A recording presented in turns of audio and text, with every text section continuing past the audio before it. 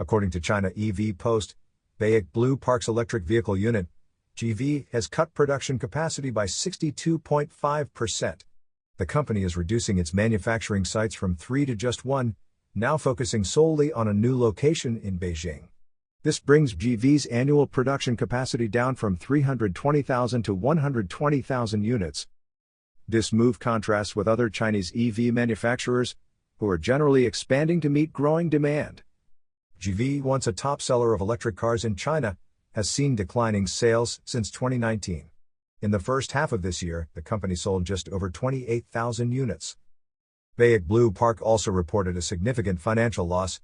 In the first half of 2024, the company posted a net loss of 2.57 billion Chinese yuan, or about $360 million. The company's revenue fell by 35% compared to last year, totaling $530 million for the first 6 months.